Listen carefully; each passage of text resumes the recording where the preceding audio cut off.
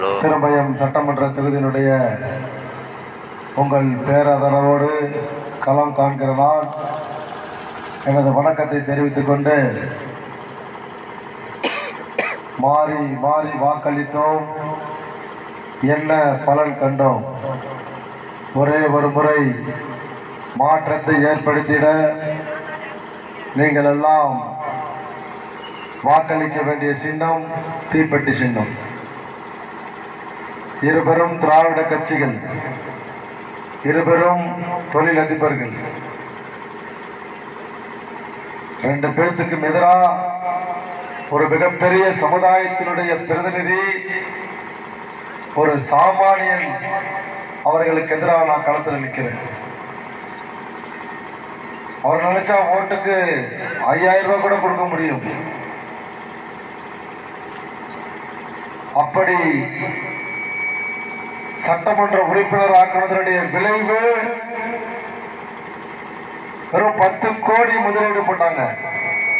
கடந்த காலங்களில் அவங்க சட்டமன்ற உறுப்பினர் ஆவதற்காக இன்னைக்கு பணம் மட்டுமே ஒரு 500 1000 கோடி ரெண்டு பேருமே வச்சிருக்காங்க.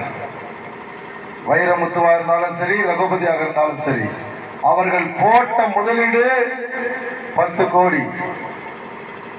இப்ப எதற்காக திரும்ப வராங்க அப்படின்னு கேட்டா, அந்த 1000 கோடியை 2000 கோடியாக மாற்ற வேண்டும், அல்லது அந்த 1000 கோடி காப்பாற்றப்பட வேண்டும் என்பதற்காக களத்தில் நிற்கிறாங்க.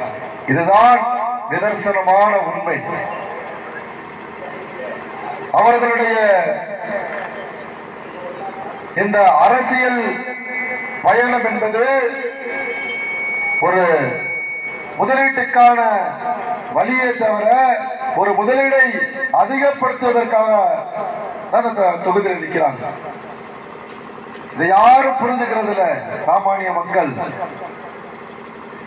ஓட்டுக்கு பணம், தேர்தல் ஆணையம்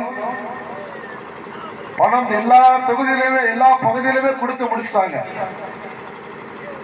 யாரும் அதை பத்தி கேட்கறது இல்ல.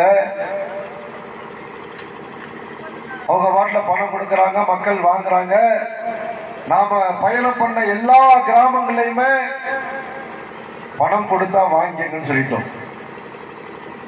ஏன்னு சொன்னா, அவர்கள் கொடுக்கின்ற பணம் நம்மள மாதிரி ஆடு மாடுகளை வளர்த்தோ, 100 நாள் அட்டை எப்ப போடுவாங்கன்னு காத்திருந்தோ, விவசாய கூலிகளா வேலை பார்த்து அவரோ அவருடைய குடும்பத்தை சேர்ந்தவர்களோ சம்பாதித்த பணம் அல்ல. அது ஒரு வாய்ப்பு கொடுத்தீங்க நீங்க சட்டமன்ற உறுப்பினர்.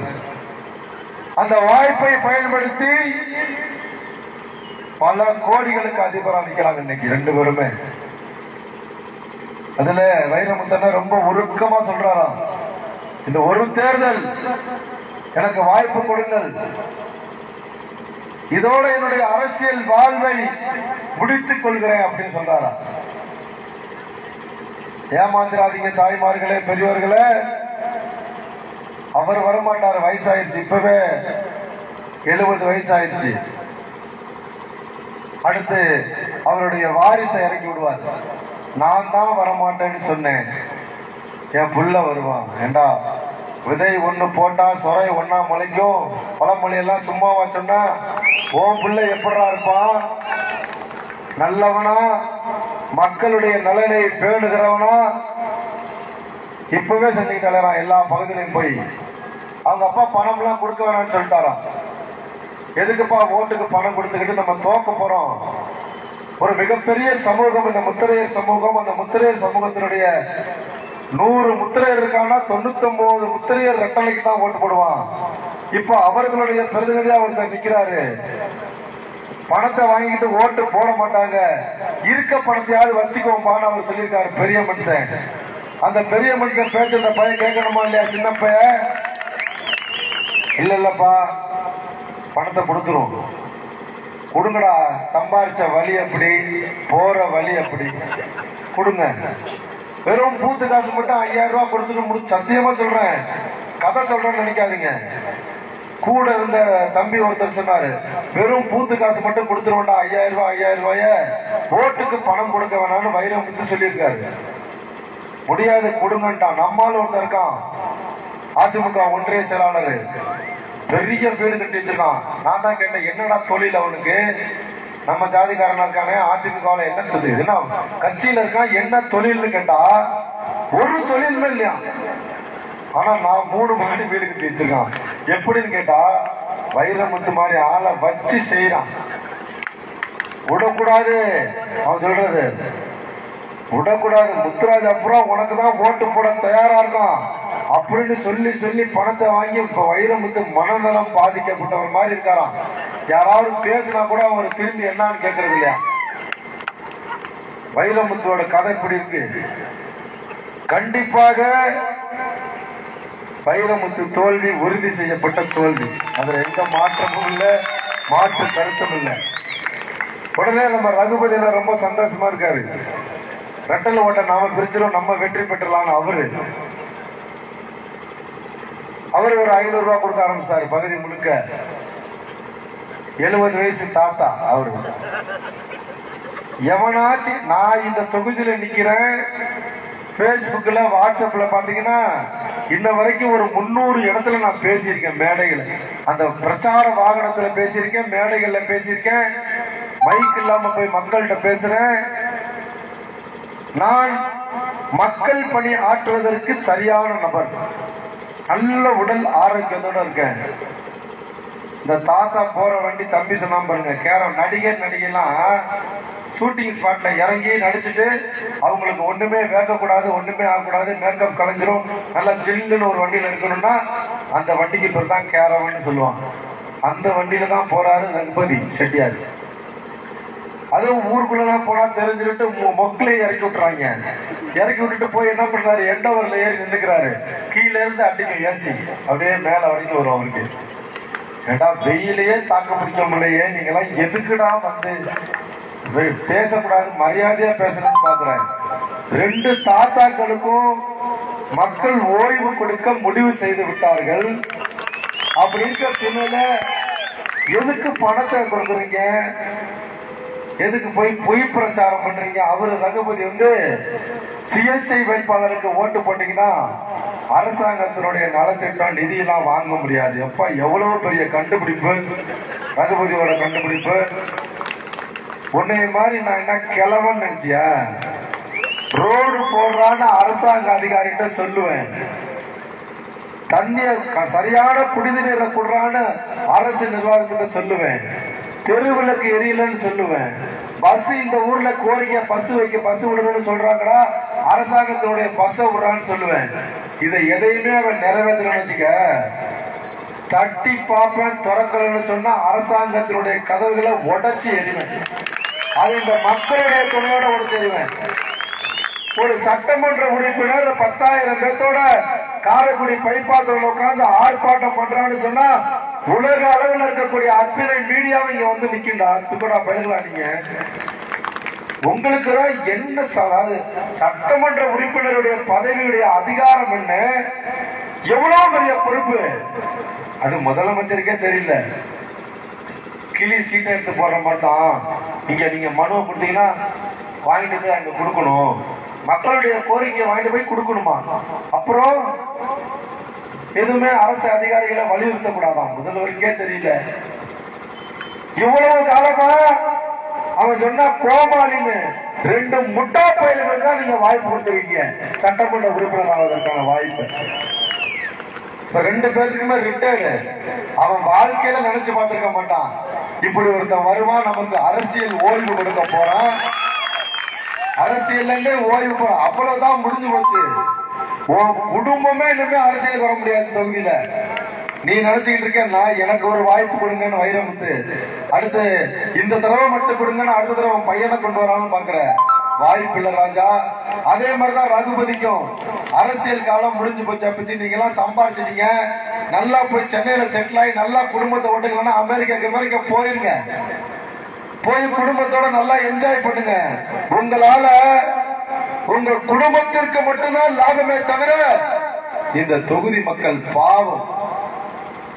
ஒரு பேரூராட்சி அரிமலை இருக்கா, அதுல பஸ் ஸ்டாண்ட் இருக்கா, பொன்னமராவதியில பஸ் ஸ்டாண்ட் இருக்கு, அது ஒழுங்கா இருக்கா?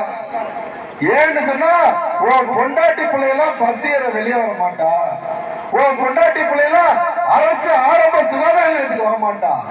அதனால சீர்கட்டு கிடந்தா என்ன, சுகாதாரம் இல்லாம சுகாதார நிலையம் இருந்தா என்ன? அன்னைக்கு போறோம் நாங்க, உடம்பு சரியில்லாம் போகல. நம்ம அண்ணன் வைரமுத்து 200 ரூபாய் காசு கொடுத்து கட்சி கூட்டத்துக்கு ஒரு 30 தாய்மார்களை டாடா ஏஸ்ல ஏத்துறாரு. டாடா ஏசுங்கிறது ஆடு மாடுகளை ஏத்துறது, லோடு ஏத்துற வண்டி, காசு கொடுத்து ஏத்துற.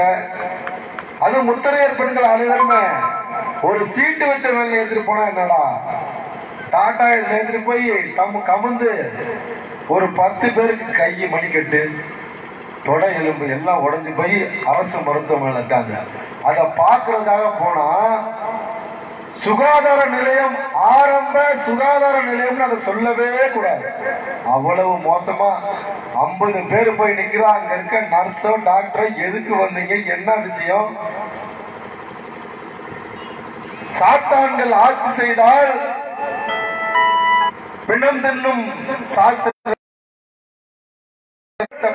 சொன்ன அந்த கூட்டத்துல அதிமுகவோ திமுகவோ தான் ஆள போறான் நாட்டை. அவனுக்கு சின்ன ஒரு மாடு, அடங்காத மாட்டுக்கு மூக்கணாங்கயிறு போடுவாங்க கிராமத்துல. அந்த மாடு உடனே சாந்தமாயிரும். அது துள்ளும் போது அந்த மூக்கணாங்கயிறை பிடிச்சி இழுத்தீங்கன்னா நின்னுக்கும். அந்த மூக்கணாங்கயிறு தான் திருமயம் சட்டமன்ற தொகுதியில என்னை வெற்றி பெற வைக்கிறது. நல்லா ஞாபகம் வச்சுக்கோங்க. சாமானியனை ஏமாற்ற முடியாது. சாமானியர்கள் முடிவு செய்தால் என்ன நடக்கும் என்பதற்கு சாட்சி தான் இந்த திருமயம் சட்டமன்ற தொகுதியில ஒரு சாமானியனை நீங்கள் வெற்றி பெற செய்வது. மிரண்டு போனோம். எத்தனை காலம் தொடர்ச்சியா பணத்தை மட்டுமே கொடுத்தா போதும். 500 ரூபாய் 1000 ரூபாய் தட்டுக்கு 200 ரூபாய். என்னடா பிச்சை இருக்க வச்சுட்டீங்களா அந்த மக்களை? தமிழகம் முழுக்க நீங்கெல்லாம் பணக்காரர்களா இருக்கணும். விலை மதிக்க முடியாத வாக்குகளை செலுத்துவர்கள் பிச்சைக்காரர்களாக, அன்றாட காட்சிகளாக, 100 நாள் வேலைக்கு இயங்குவர்களாக. என்னடா சொகுசா போறீங்க, கொள்ளையடிக்கிறீங்க, சொகுசா போறீங்க, ஏராளமா பாக்குறீங்க. இந்த மக்களை காசை தூக்கி போடுறா ஜெயிச்சிடலாம். என்ன கட்சியில இருக்கவங்களாம் கேட்டுக்கிறேன், நீயும் தேர்தல் திருவிழாவில் 5000 ரூபாய் 10,000 ரூபாய் இன்னைக்கு கிடைக்கும் உனக்கு. அதுக்கப்புறம் என்ன ஆகும்?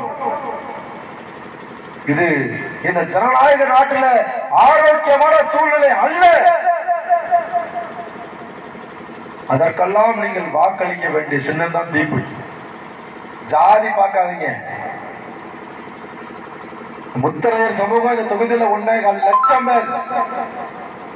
இந்த 1.25 லட்சம் பேரால காவல் நிலையத்தில் இருக்கக்கூடிய பொன்னமராவதி, திருமயம், அரிமளம் காவல் நிலையங்களில் இந்த முத்தரையர் மக்களால மற்ற சமூக மக்கள் பாதிக்கப்பட்டார்கள் என்ற எந்த வழக்காவது இருக்கா? ஏன் தெரியுமா? எல்லாம் காவல்காரர்கள், மற்ற சமூகத்தை காப்பவர்கள் காவல்காரர்கள். செட்டியார் இருக்க பகுதியில சுத்தியிலும் முத்திரையர் இருக்கா. எதுக்கு வச்சான்? இன்னைக்கு செட்டியார் வீடுகள் எல்லாம் கட்டி வச்சுட்டு எல்லாம் வெளிநாட்டுல போய் செட்டில் ஆயிட்டீங்களே. வேற சாதிக்காரன் பக்கத்துல இருந்தானா ஒரு நிலையம் எல்லாம் தேக்கல் செஞ்சது. வீட்டை பிரிச்சு வித்துருப்பான். ஏதாவது நடந்திருக்கா? அது ஒரு ஊர்ல போக சொல்றான், சாவிய செட்டியாருங்க அங்கனையே மாட்டி வச்சுதான் போவாங்களாம். அவங்க வீட்டு நிலையில தான் சாவி இருக்குன்னு ஒரு ஊர்ல சொன்னாங்க. எவ்வளவு உண்மையான சமூகம், எவ்வளவு நாகரிகமாக நடந்து கொள்ளுகிற சமூகம். வழக்கு இருக்கா? அதனால ஜாதிய தலைவராய இந்த முத்திரையர் மக்களுடைய ஜாதி சங்க தலைவர் தான். ஆனால் எந்த சமூகத்தையும் தொல்லை கொடுக்கிற சமூகத்தினுடைய தலைவர் அல்ல. அத முதல்ல புரிஞ்சுக்கணும். மற்ற சமூகத்தை சேர்ந்தவர்கள் பாட்டில் இருப்பான், விவசாய வேலை செஞ்சுக்கிட்டு தினக்கூலிகளா ஒரு நாடாண்ட சமூகம். இன்னைக்கு ஓட்டு மட்டுமே போட்டுட்டு எந்த கேள்வியும் கேட்காம இத்தனை காலம் ஏதாவது கேள்வி கேட்டிருப்பானா? ஒரு ஊர்ல கேட்டான் ரகுபதிய, ஐயா 5 தடவை மனு கொடுத்தமே, இந்த ரோட்டை போடலையே, இதே ரோட்ல தானே வர்றேன்னு சொன்னதுக்கு அடி. செட்டியார் அடிக்கிறாரு, ஆளை வச்சு அடிக்கிறாரு. பாருங்க கொடுமைய. அடிக்கிற சாதியாடா அது? சரியில்லை, இங்க இருக்கக்கூடிய ஆட்கள் சரியில்லாதனால அப்படி அடிச்சு 4 பேரும் போய் திருமயம் ஜிஹெச்ல இருந்தாங்க. பொய்யில்ல அரசமலை ஊராட்சி முள்ளிப்பட்டிங்கிற கிராமத்துல நடந்தது ஒரு 10 நாளைக்கு முன்னாடி. இதெல்லாம் மனசுல வச்சுக்கங்க. ஜாதி சங்க தலைவர் நிற்கிறார், இவர்கள் ஜாதிக்காக தான் இருப்பாங்க, இந்த ஜாதியினுடைய அட்டகாசம் தாங்காது. என்னைக்கு பண்ணிருக்கான் முத்தரையன்? அட்டகாசம் பண்ற ஜாதி இல்ல, அரசாண்ட ஜாதி. இந்த ஜாதி பிறவியிலே நல்ல குணம். எங்க பகுதியில கோனார் சமூகத்தை சேர்ந்தவருக்கான மாமா மச்சான்னு பேசுவான். எங்க பகுதியில ஒரு ஆசாரி குடும்பம் இருக்கான்னா எங்க கிராமத்திலேயே ஒரு ஆசாரி இருக்கு, மாமா மச்சான்னு சீர் செய்வாங்க. எல்லாம் கவுண்டர், எல்லா மக்களோடையுமே உறவு முறையோட ஜாதி பார்க்காத ஒரு சமூகம் அப்படின்னு சொன்னா இது முத்தரையர் சமூகம். அந்த முத்தரையர் சமூகம் இந்த தொகுதியில 2 கோமாளிகளை, 2 முட்டாள்களை, 2 அயோக்கியர்களை, 2 மணல் திருடர்களை, 2 மலை திருடர்களை காலி பண்றதுக்காக நிக்குது. காவல்காரன் வேலை தானே, திருடனை பிடிக்கிறது யாரு வேலை? போலீஸ் வேலை. இப்ப நாங்க என்ன பண்றோம்? மணல் திருடனையும் மலை திருடனையும் இந்த தொகுதியிலிருந்து அப்புறப்படுத்த வந்த உண்மையான காவல்காரர்கள். அதான் நாங்க நிக்கிறோம். அதனால வாய்ப்பு கொடுங்க. இப்படியே இந்த நாட்டுல மணல் திருட்டு மலை திருட்டு போயிட்டே இருந்தா இதோட முடிவு என்ன? பணம் உள்ளவன் தான் வாழணுமா? ஜனநாயக நாடு. வெள்ளக்காரன் காலத்துல யாரெல்லாம் வரி கட்டுறானோ அவனுக்கு தான் ஓட்டு இருந்துச்சான். இது ஜனநாயகம் ஆக்கிட்டாங்க. இப்போ யாரு வேண்டாம், பணக்கார ஏழை வித்தியாசம் இல்லாம ஜனநாயக நாட்டுல வாக்குங்கிற மிகப்பெரிய அஸ்திரம், மிகப்பெரிய ஆயுதம், அந்த ஆயுதத்தை அவங்க கையில கொடுத்துருக்காங்க. அந்த ஆயுதத்தினுடைய அருமை தெரியாம களவாணி பயல்களுக்கு வாக்களிச்சுக்கிட்டு அந்த வாக்கினுடைய வலிமை தெரியாம போனதனுடைய விளைவு இன்னைக்கு கண்டவெல்லாம் ஆள்றான். இலவசத்தை கொடுக்காதரா. தமிழக முதலமைச்சர்கிட்ட கேட்கிறோம், எதிர்கட்சி தலைவர்கிட்ட கேட்கிறோம், இலவசம் வேண்டாம், என் பிள்ளைகளுக்கு தரமான கல்வி கொடு, தரமான வேலையை கூட. இது மிகப்பெரிய அறப்போராட்டம், முத்தரையர்களுக்கான அறப்போராட்டம் அல்ல. நாங்க இங்க நிக்கிறது ஒட்டு மொத்த தமிழகத்துல வாழக்கூடிய அத்தனை சமூகத்திற்கான அறப்போராட்டம். 2026 தெரியும். இன்னைக்கு ஒரு தொகுதியில இருக்கவனுக்கு பிபி சுகர் ஏறி போச்சு. 40 தொகுதியில இருக்கவனுக்கு பிபி சுகர் ஏறும் 2026. அதற்கான அடையாளம், அதற்கான அஸ்திவாரம் இந்த திருமயம் தொகுதியிலிருந்து போடப்படுது. ஞாபகம் வச்சுக்கோங்க. எவ்வளவு காலத்துக்கு தான்? ஐயோ திருடன் 1000 ரூபான்னு இவன் சொல்லுவானா, 1500 அவன் சொல்லுவானா? ஏண்டா அது எங்க அம்மாடா, எங்க பொண்டாட்டிடா, நீங்க என்னடா 1500 ரூபா 1000 ரூபாய் தரீங்க? உனக்கெல்லாம் பொண்டாட்டி பிள்ளை இல்ல, எதுக்குடா தரீங்க எங்களுக்கு? எங்களுக்கு ஒரு வேலை கொடுங்கள். ஒவ்வொரு பஞ்சாயத்திலுமே சுயதொழில வாய்ப்பை ஏற்படுத்துவோம், மக்களுக்கு கொடுப்போம். ஆக்கப்பூர்வமான பணிகள் எதுவுமே செய்யாம முட்டா பயில 2 பேருமே ஒரு டிகிரி கூட குடிக்காத முட்டா பயில. அதிமுகவில திமுக தலைவர் 2 பேரும் முட்டா பயில. அவனுக்கு வெளிநாட்டுல இருந்து ஒரு இந்திக்காரன் அவன் இது மாதிரி அடிச்சிருக்க. இந்த பிளக்ஸ் எங்க அடிச்சு போட்டிருக்கு? லோக்கல்ல தான் இந்த பிளக்ஸ் அடிச்சோம். திமுக தலைவர் ஸ்டாலின் திருச்சி வந்தப்ப ஒட்டி இருக்க எல்லா பிளக்ஸ்லயுமே பிளக்ஸ் பேர் போட்டு பீகார்னு போட்டிருக்கியா? பீகார் ஏண்டா? பிளக்ஸ் கூட இங்க இருக்கக்கூடிய தொழிலாளி, இங்க இருக்கக்கூடிய முதலாளி பிழைக்க கூடாதாடா? பீகார்ல இருந்து பிளக்ஸ் அடிச்சது என்னடா? கார்பரேட் கம்பெனியாடா? எப்படி தைரியமா? இவருக்கு பிரசாந்த் கிஷோர், அவருக்கு சுனில். கம்பெனியால நடத்துறீங்க. அதிமுகவும் திமுகவும் திருட்டு பயிலலாம். அவங்களுக்கு சூடு. ஒரு குழந்தைங்க தப்பு பண்ணுச்சுன்னா சின்னதா சூடு வைப்போம் லைட்டா. அந்த சூடு தான் திருமயம் தொகுதியினுடைய தீப்பெட்டியினுடைய வெற்றி. திரும்ப ஏதாவது தப்பு பண்ண அடுத்த சூடு புதுக்கோட்டை தொகுதி. திரும்ப ஏதாவது தப்பு பண்ண அடுத்த தொகுதி அறந்தாங்கி தொகுதி. இப்படி போகணும்னு சொன்னா நீங்க எல்லாம் வாக்களிக்க வேண்டிய சின்னம் தீப்பெட்டி. நல்ல சின்னத்தை கொடுத்துருவாங்க கடவுள்கிட்ட. தீப்பெட்டி தான் வேணும்னு நினைச்சேன், தீப்பெட்டி வந்துருச்சு. ஏன்னா தாய்மார்களுக்கு எல்லாம் தெரியாது தீப்பெட்டி. காலையில இந்த சென்னை கைக்கு வர்றது என்ன தீப்பெட்டி, அது ஈஸியா புரிஞ்சிருச்சு. போற இடத்துல எல்லாம் எல்லாமே தீப்பெட்டி. எல்லா கிராமத்திலையும் போகும்போது அம்மா நம்ம சின்ன என்னமா தீப்பெட்டிப்பா, என்னப்பா எனக்கு தெரியாதப்பா அப்படி சொல்றாங்க. இப்படி யோசிங்க. இந்த திராவிட திருடர்கள் இந்த நாட்டை திருடுகிறார்கள். அவர்களை அழிக்க வந்ததுதான் தீப்பெட்டி. ஞாபகம் வச்சுக்கங்க. ரொம்ப நேரம் ஆயிடுச்சு. நீங்க இங்க பேசின விஷயங்களை கிராமங்களுக்கு கொண்டு போங்க. தொடர்புல இல்லாத கிராமங்களுக்கும் நீங்க எல்லாம் ஓட்டு கேட்கணும். மிகப்பெரிய ஏதாவது நினைச்சுக்கிறான் இந்த ஜாதி சங்க தலைவர் கூட்டணியில சீட்டு தராதால டென்ஷன் ஆகி நிக்கிறான்னு. சத்தியமா இல்ல. ஒரு மிகப்பெரிய மாற்றத்தை தமிழகத்தினுடைய காவலர்கள் முன்னெடுக்கிறார்கள். இந்த திராவிட கட்சிகளுக்கு எதிராக மிகப்பெரிய ஒரு போராட்டம் இந்த திருமயம் மண்ணிலிருந்து வெளிக்கிளம்புகிறது. அது நிச்சயமாக 2026 தெரியும். ஒரு நாடாண்ட சமூகம் மீண்டும் தமிழகத்தை ஆள இந்த தொகுதியில நீங்கள் எல்லாம் வாக்களிக்க வேண்டிய சின்னம் தீப்பெட்டி, தீப்பெட்டி, தீப்பெட்டி என்று சொல்லி வாய்ப்புக்கு நன்றி கூறி விடைபெறுகிறேன். நன்றி, வணக்கம்.